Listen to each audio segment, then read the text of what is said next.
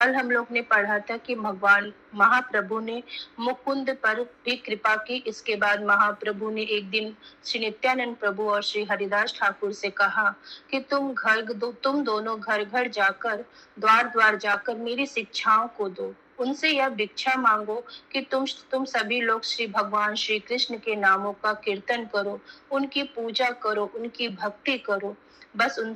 बस उनसे यही मांगना। लेकिन जो अच्छे लोग थे वो तो इस चीज को स्वीकार कर लेते थे कि वो भगवान का नाम लेंगे, लेकिन जो बुरे लोग थे वो उनकी निंदा करते थे कि ये लोग पागल हो गए हैं, ये सब।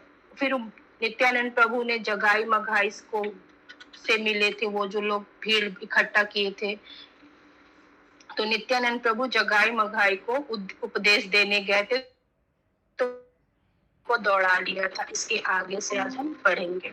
हरे कृष्णा।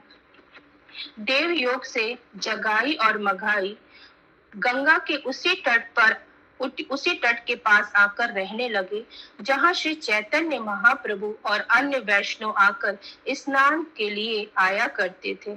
उन दोनों ने पूरे नवद्वीप में आतंक मचाया हुआ था।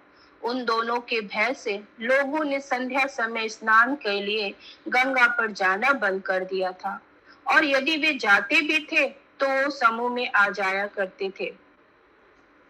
जगाई और मगाई का पड़ाव महा के घर के निकट ही था। इतना ही नहीं, वे दोनों रात भर जागकर कीर्तन की मधुर ध्वनि सुना करते थे। प्रसन्नता पूर्वक वे कीर्तन की धुन पर नृत्य करते, जिससे मदिरा पीने की उनकी भूख और प्रचंड उठती। नशे में धुत उन्हें समय और स्थान का कोई भान नहीं रहता। वे बस कीर्तन सुनकर उछलते कूदते रहते। एक दिन संयोगवश महाप्रभु से भेंट होने पर उन्होंने कहा, पंडित, वास्तव में तुम बहुत सुंदर गाते हो। हम चाहते हैं कि तुम प्रति रात्रि मंगल चंडी के लिए भी गाओ। हम चंडी कीर्तन के लिए सारी सामग्री ले आएंगे। उन्हें नशे में धुत देखकर महाप्रभु उनसे दूर ही रहते। एक दिन जब नित्यानंद प्रभु श्री चैतन्य महाप्रभु के घर से लौटकर नवद्वीप में भ्रमण करते हुए प्रचार कर रहे थे, उनकी भेंट जगाई मघाई से हुई। नित्यानंद को रोकते हुए उन्होंने पूछा, कौन हो तुम? श्री नित्यानंद प्रभु ने उत्तर दिया, मैं निमाई पंडित के घर जा रहा हूँ। नशे की अवस्था में उन्होंने कठोर शब्दों में पूछा, तुम्हारा नाम क्या है? नित्यानंद प्रभु ने कहा, मेरा नाम अवधूत है। एक छोटे बालक के भाव में नित्यानंद प्रभु इन दोनों दुराचारियों से बातें करते रहे। उन्होंने पहले ही इनके उद्धार का मन बना लिया था, और आज जानबूझकर वे इस ओर आए थे। अवधूत नाम सुनते ही मघाई ने मदिरा का एक टूटा हुआ मटका उठा लिया। क्रोधावेश में उसने पूरी शक्ति से नित्यानंद प्रभु के सिर पर प्रहार किया। जैसे ही वह मटका नित्यानंद प्रभु के सिर पर लगा, रक्त की धार फूट पड़ी, परंतु नित्यानंद प्रभु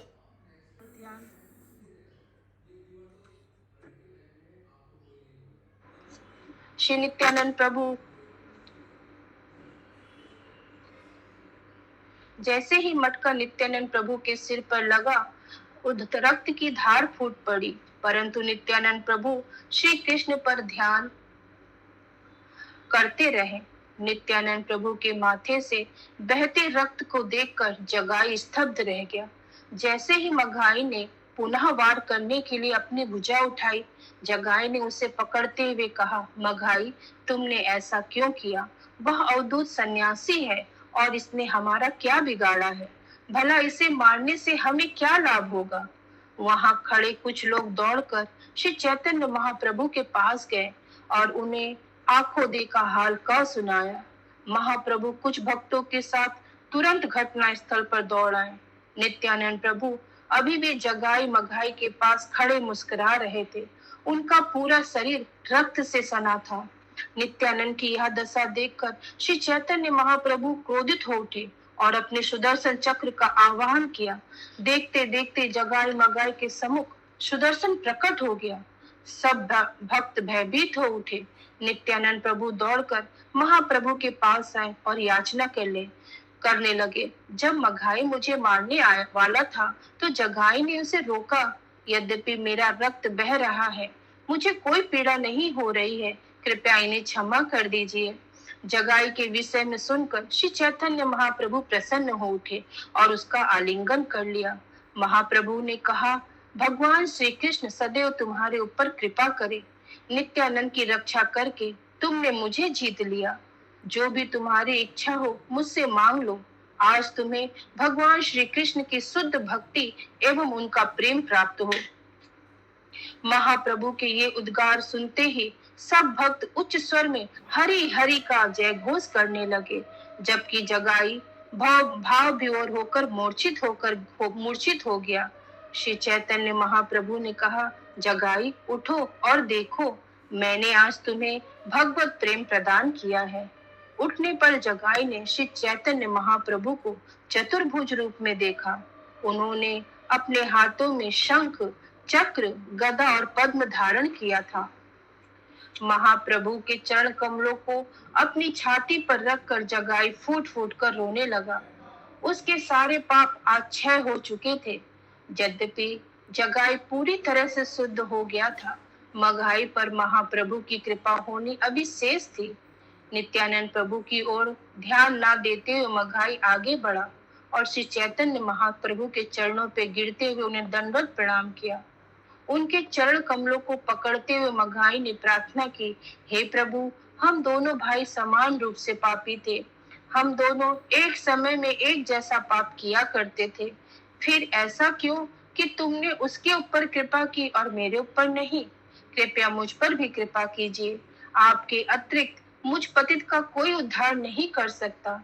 श्री विशंभर ने उत्तर दिया, मैं तुम्हारा उद्धार नहीं कर सकता, क्योंकि तुमने नित्यानंद प्रभु को चोट पहुंचाई है। मघाई ने कहा, प्रभु, आप किस प्रकार यह कह सकते हैं? आप अपने पतित पावन नाम के विरुद्ध कार्य नहीं कर सकते। पूर्व अवतारों में आपने उन असुरों को भी मुक्ति प्रदान की थी जिन्होंने आपके शरीर को बाणों से भेद दिया था। यह सुनकर महाप्रभु ने कहा, तुम्हारा अपराध उन असुरों के अपराध से कहीं अधिक जघन्य है। तुमने मेरे सर्वप्रिय प्रिय परिकर नित्यानंद प्रभु के ऊपर प्रहार किया है। मैं सत्य कहता हूँ, नित्यानंद प्रभु की देह मुझे स्वयं अपनी देह से अधिक प्रिय है। मघाई ने कहा, हे भगवान, आपने मुझे यह सत्य तो बता दिया, परंतु कृपया यह भी बताइए कि मेरा उद्धार का मार्ग क्या है। आप समस्त रोगों के परम चिकित्सक हैं और निश्चित ही मेरे उपचार करने में सक्षम हैं। कृपया मेरे साथ ऐसा छल ना करें। श्री विशंबर ने कहा, तुमने घोर अपराध किया है और इसके लिए तुम्हें श्री नित्यानंद प्रभु के चरण कमलों की शरण लेनी होगी। यह सुनते ही मघाई नित्यानंद प्रभु के चरण कमलों पर गिर पड़ा। महाप्रभु ने कहा, नित्यानंद, मघाई ने तुम्हारे चरणों का आश्रय लिया है, कृपया इसे क्षमा कर दो। चूंकि इसने तुम्हारे प्रति अपराध किया, इसीलिए केवल तुम ही इसे क्षमा कर सकते हो।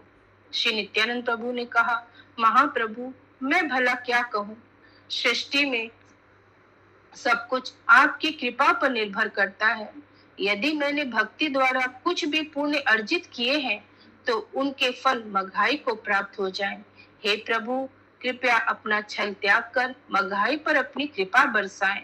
श्री विशंभर ने कहा, तुमने मघाई को क्षमा कर दिया, अब प्रेम पूर्वक उसका आलिंगन करो। महाप्रभु का आदेश मिलते ही श्री नित्यानंद प्रभु ने मघाई का गाढ़ आलिंगन किया। तत्क्षण वह समस्त पाप कर्मों से मुक्त होकर दिव्य शक्ति से अविशेषित हो गया।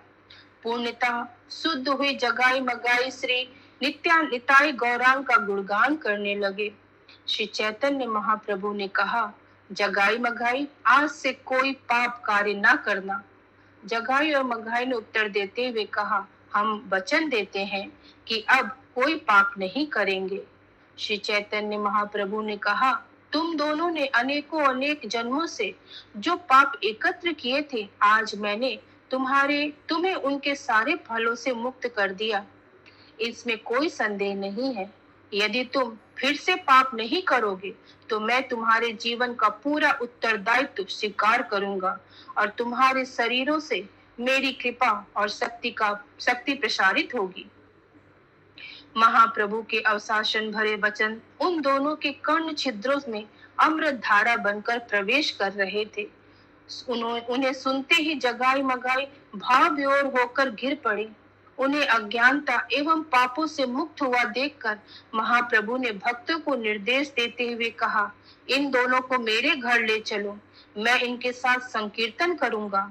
आज मैं उन्हें वह दुर्लभ वस्तु प्रदान करूंगा जो ब्रह्मा जी को भी प्राप्त नहीं होती।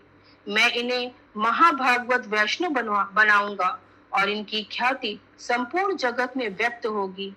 एक समय था जब लोग जगाई मगाई को देखने के बाद गंगा में स्नान किया करते थे, परंतु अब वही लोग इन दोनों के संग को गंगा स्नान के समान पावन मानने लगेंगे। श्री नित्यानंद प्रभु की यही इच्छा थी। उनकी इच्छा कभी व्यर्थ नहीं जाती। सब भक्त जगाई मगाई को लेकर श्री चैतन्य महाप्रभु के घर पहुंच गए। महाप्रभु ने केवल चुनिंदा भक्तों को ही भीतर प्रवेश दिया। श्री विशंभर के दोनों ओर श्री नित्यानंद प्रभु और गदाधर पंडित बैठे थे। उस सामने उनकी ओर मुख्य अद्वैत आचार्य तथा चारों ओर घेरा बनाए अन्य सब भक्त बैठे थे। उनमें पुंडरीक विद्यानिधि, हरिदास ठाकुर, गरुण, रमाई, श्रीवास पंडित, गदाधर, वक्रेश्वर पंडित, चंद्रशेखर एवं कुछ अन्य भक्त थे। जगाई मगाई भक्तों के संग तथा कीर्तन से इतने प्रभावित हो गए कि उनके शरीर में समस्त दिव्य लक्षण प्रकट हो गए और वे भूमि पर लौटने लगे। भला कौन महाप्रभु की लीलाओं का पार पा सकता है। उन्होंने इन दोनों दुराचारियों को महान भक्त बना दिया। कुछ समय पूर्व वे पाखंडी और पापी थे, परंतु अब वे परम विरक्त महाभागवत बन चुके थे। श्री चैतन्य महाप्रभु और श्री नित्यानंद प्रभु के वास्तविक स्वरूप को देखकर जगाई मगाई उनकी स्तुति करने लगे। भगवान की इच्छा से सरस्वती देवी उनकी जीभा पर विराजमान हो गई और भक्तगण परम आनंद से उनकी स्तुतियां सुनने लगे। जगाई मगाई की प्रार्थनाओं में भगवान के पूर्व अवतारों में किए गए असुरों के उद्धार का वर्णन था। विशेष रूप से वे अजामिल उद्धार का गुणगान करने लगे। नम्रता पूर्वक वे स्वयं को अत्यंत दीन एवं समस्त सद्गुणों से हीन मान रहे थे। प्रार्थनाएं करते हुए उनके तेजस्वी मुखों से आंसुओं की धारा बह रही थी। भक्तगण कहने लगे, हे प्रभु, आपकी प्रशंसा में इन दोनों शराबियों द्वारा की गई सुंदर प्रार्थनाएं केवल आपकी अहेतु की कृपा से ही संभव हो पाई है। महाप्रभु ने उत्तर दिया, अब ये दोनों शराबी अथवा दुराचारी नहीं रहे, आज से ये मेरे अंतरंग सेवक हैं। तुम सब कृपया प्रार्थना करो जिससे वे पुनः मेरी भक्ति से पथ भ्रष्ट ना हो। उन्होंने तुम सबके प्रति जो भी अपराध किया है, कृपया उन्हें क्षमा कर दो और इन्हें अपना आशीर्वाद दो। यह सुनकर जगाई मगाई भूमि पर गिर पड़े और भक्तों के चरण पकड़ के कृपा की याचना करने लगे। उन दोनों की विनम्रता देखकर भक्तों के हृदय द्रवित हो उठे। सब भक्त अपने अंतःकरण से उन्हें आशीर्वाद देने लगे, जिससे भविष्य में पाप करने की उनकी सब इच्छाएं नष्ट हो गई। श्री चैतन्य महाप्रभु ने कहा, उठो जगाई, उठो मगाई, अब तुम मेरे अंतरंग सेवक हो। तुम्हें चिंता करने की कोई आवश्यकता नहीं है।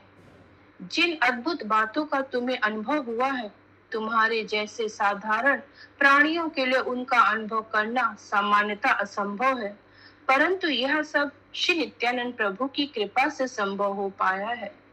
मैं अब तुम्हारे सारे पूर्व पाप कर्मों को स्वीकार करूंगा और यहाँ उपस्थित समस्त वैष्णव इसके साक्षी रहेंगे। सबको यह दिखाने के लिए उन्होंने जगाई मगाई के पापों को स्वीकार कर लिया। श्री चैतन्य महाप्रभु की सुनहरी देह काली पड़ गई। तब श्री चैतन्य महाप्रभु ने पूछा, तुम सब मेरी ओर इस प्रकार क्यों देख रहे हो? मैं कैसा दिख रहा हूँ? अद्वैत आचार्य ने उत्तर दिया, आप बिल्कुल भगवान श्री कृष्ण जैसे दिख रहे हो। यह सुनकर महाप्रभु हंसने लगे और सब भक्तगण आनंद से भर उठे। तब श्री चैतन्य महाप्रभु ने कहा, कीर्तन आरंभ करो। पापों की यह कालिक मेरी देह से निकलकर उन लोगों के शरीर में प्रवेश करेगी जो वैष्णव की निंदा करते हैं। यह सुनकर सब भक्त प्रसन्न उठे और उन्होंने उच्च स्वर में कीर्तन आरंभ किया। श्री चैतन्य महाप्रभु और श्री नित्यानंद प्रभु नृत्य करने लगे और शेष भक्त उनके चारों ओर घेरा बनाकर नृत्य एवं उन दोनों का गुणगान करने लगे। प्रत्येक भक्त तालियां बजाते हुए कीर्तन नृत्य कर रहा था। आनंद के उठे इस सागर में सब भूल गए कि कौन छोटा और कौन बड़ा, और कोई नहीं जानता कि नृत्य करते समय कौन कितनी बार महाप्रभु से टकराया होगा। सची माता भीतर कमरे में विष्णु प्रिया के साथ बैठी थी। इस दृश्य को देखकर सची माता भी दिव्य आनंद की लहरों में बहने लगी। वस्तुतः वहां उपस्थित प्रत्येक व्यक्ति भगवत प्रेम की बाढ़ में बहा जा रहा था। श्री चैतन्य महाप्रभु ने जगाई मगाई का उद्धार तो किया ही, साथ ही उन्होंने दोष दर्शियों और वैष्णव अपराधियों को निम्नतम नरकों में भेज दिया। भक्तों की में दोष ढूंढकर कोई भी व्यक्ति आध्यात्मिक जीवन में प्रगति नहीं कर सकता, अपितु दूसरों में दोष देखने से हमारे पाप फल ही बढ़ते हैं। इसीलिए प्रत्येक व्यक्ति को चाहिए कि वह सावधानी पूर्वक दोष ढूंढने की प्रवृत्ति से बचे। कीर्तन के पश्चात महाप्रभु घेरा बनाकर भक्तों के बीच बैठ गए। सबके शरीर पर धूल की मोटी परत जमी थी, परंतु फिर भी वे अत्यंत पवित्र और तेजोमय दिख रहे थे। महाप्रभु पुनः सुनहरे वर्ण के हो गए थे। मुस्कुराते उन्होंने कहा, आज के बाद कोई भी इन दोनों को पापी नहीं समझेगा, क्योंकि मैंने स्वयं इनके पापों को नष्ट कर दिया। मैं स्वयं अपनी शक्ति के माध्यम से इनके शरीर में प्रविष्ट हुआ हूँ और अब वे उसी शक्ति के द्वारा खाएंगे, चलेंगे, बातें एवं कार्य करेंगे। मेरे निकलते ही ये भी अपने शरीर त्याग देंगे। आज तक इन्होंने जो भी कार्य किए वे शारीरिक चेतना में रहते हुए मिथ्या अहंकार वश किए। फलस्वरूप वे स्वयं को अपने कार्यों का कर्ता मानते रहे, परंतु आज से निसंकोच इनकी गणना वैष्णव में की जाएगी। तुम सब कृपया ध्यान पूर्वक सुनो।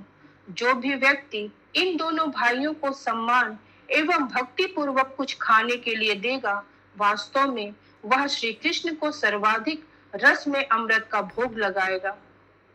प्रेम पूर्वक इन दोनों को दिया गया एक पत्ता भी श्री कृष्ण के लिए अमृत समान होगा। जगाई मगाई को अपने समूह में आया देखकर भक्तगण अत्यंत प्रसन्नता पूर्वक उन्हें प्रणाम करने लगे।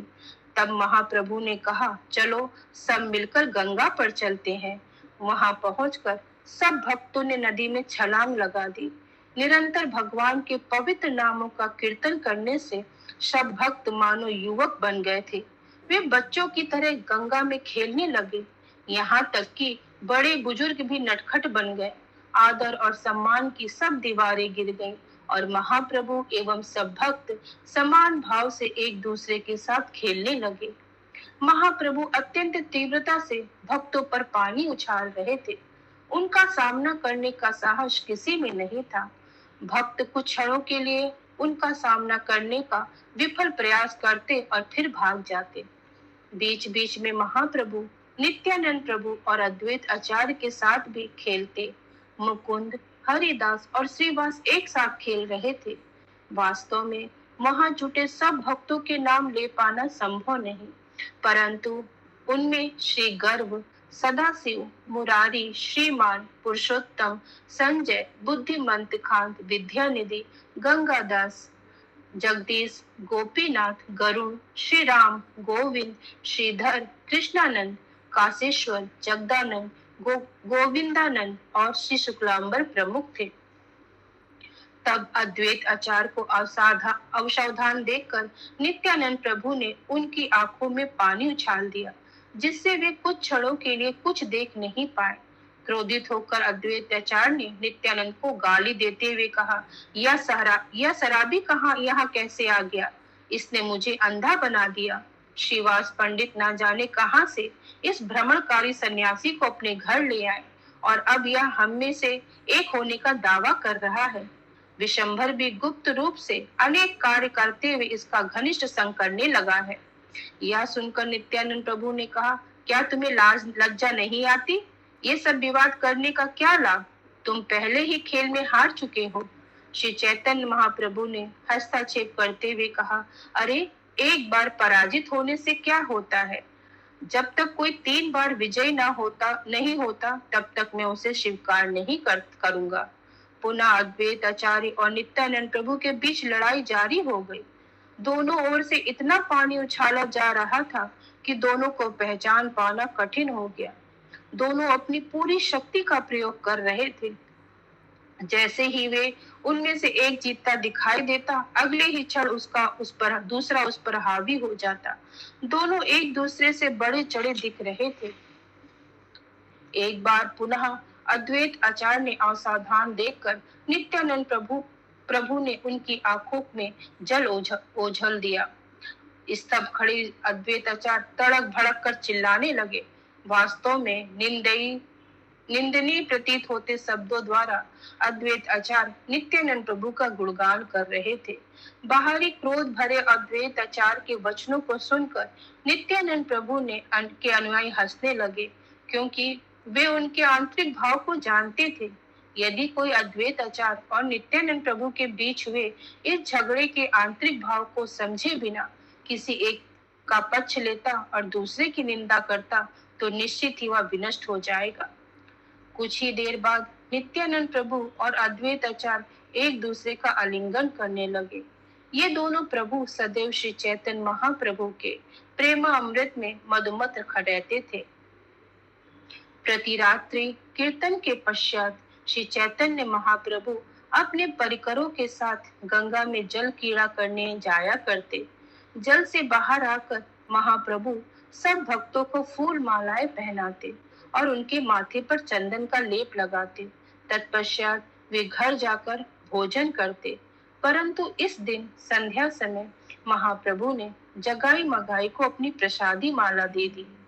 घर लौटकर महाप्रभु ने अपने चरण धोए और तुलसी की पूजा की। तत्पश्चात वे बैठ गए और सची माता ने उन्हें भोजन परोसा। महाप्रभु ने अपने पूर्ववर्ती आचार्यों की प्रार्थनाएं की और उन्हें प्रसाद अर्पित करके सुख पूर्वक भोजन करने लगे। भोजन उपरांत महाप्रभु ने अपना मुख धोया और द्वार पर विष्णु प्रिया के साथ बैठ गए। उस समय इस युवा दंपत्ति को एक साथ बैठा देखकर सची माता हृदय भरकर उन्हें निहारने लगी। इतना ही नहीं, अपने पुत्र के मनोहर मुख कमल को देखकर वे स्वयं को भूल जाती। अंततः विशंबर उठे और विश्राम करने के लिए अपने बिस्तर पर लेट गए। छिपकर वहां आए सब देवतागण भी अपने अपने स्थानों पर लौट गए। प्रतिदिन ब्रह्मा जी, शिव जी एवं अन्य अनेक देवता परम भगवान श्री चैतन्य महाप्रभु की सेवा करने आया करते थे। भगवान की कृपा के बिना कोई भी इन देवताओं को देख नहीं सकता था और कई बार महाप्रभु कुछ भक्तों को देवताओं को देखने की दृष्टि प्रदान किया करते थे। आने वाले इन देव अतिथियों की संख्या अनगिनत थी। महाप्रभु ने अपने भक्तों से पूछा, क्या तुम इन देवताओं को देख रहे हो? हाथ जोड़कर भक्तों ने उत्तर दिया, यदि आप हमें समुचित दृष्टि प्रदान नहीं करेंगे तो उन्हें देखने की दृष्टि हमें कहां से प्राप्त होगी। ये सब श्रीमन महाप्रभु की अंतरंग अद्भुत लीलाएं हैं। जो भी व्यक्ति श्रद्धा पूर्वक इन्हें सुनाता है, वह जीवन की सर्वोच्च पूर्णता प्राप्त करता है।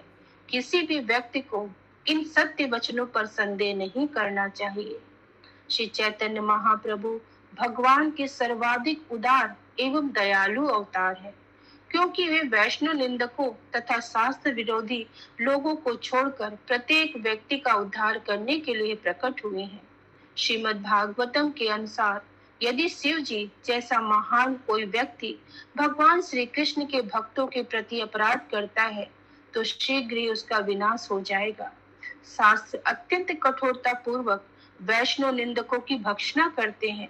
यदि कोई व्यक्ति वैष्णव के प्रति अपराध करता है, तो ना तो उसकी विद्वत्ता और ना ही उसका नाम जाप भगवान के दंड से उसकी रक्षा कर पाएगा।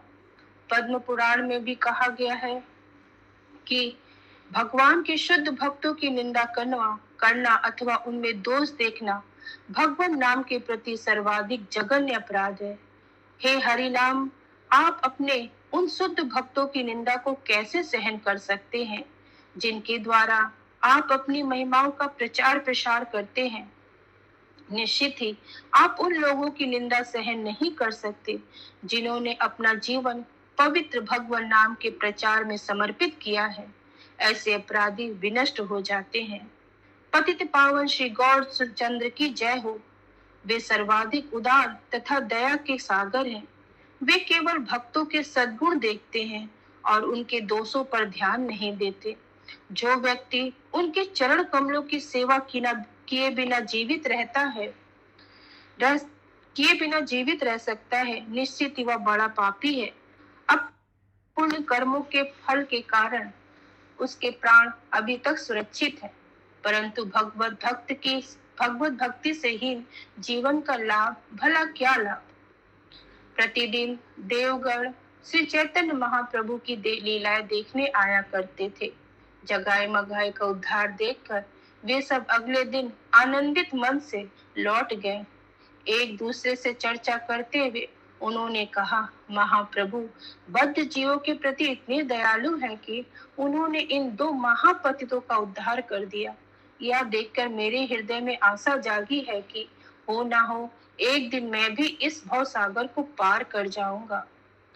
मृत्यु के देवता यमराज जी प्रतिदिन महाप्रभु की लीलाएं देखने आया करते थे। उन्होंने मनुष्यों के पाप पुण्यों का लेखा जोखा रखने वाले अपने सचिव चित्रगुप्त से पूछा, जगाई और मघाई के कितने पाप किए थे और उतने पापों का प्रायश्चित करने के लिए उन्हें क्या करना पड़ा? चित्रगुप्त ने कहा, महाराज इस विषय पर चर्चा करने का क्या लाभ? यह व्यर्थ है कि यदि 1,00,000 लिपिका एक महीने तक भी इन दोनों के पाप कर्मों को लिखे फिर भी वे समाप्त नहीं होंगे। यदि आप 1,00,000 कानों से जगाई मगाई के पापों को सुनने बैठेंगे तो कौन जाने कितना समय लगेगा। उनके पापों की संख्या करोड़ों में जाती है। सत्य कहूं, इन दोनों के पाप इतने अनंत हैं कि उनका लेखा जोखा रखने में हमारे कर्मचारियों की हालत बुरी हो गई। उनका ब्यौरा रखना प्राय असंभव है। जब मैं इन दोनों द्वारा किए गए पापों पर विचार करता हूँ तो मैं पागल जैसा हो जाता हूँ। उन्हें लिख लिख कर हमारे लिपिक थक जाते हैं और उन दोनों को प्राप्त होने वाली प्रताड़ना एवं दंड का विचार करके वे रोने लगते हैं। जिस तलहीन गेट में इन दोनों के पाप खाते रखे हैं, उन्हें देखकर आपको मेरी दुखद स्थिति का अनुमान होगा। परंतु फिर भी श्री चैतन्य महाप्रभु ने अत्यंत सहजता से क्षण भर में विशाल पर्वत के समान उनके पापों को नष्ट कर दिया।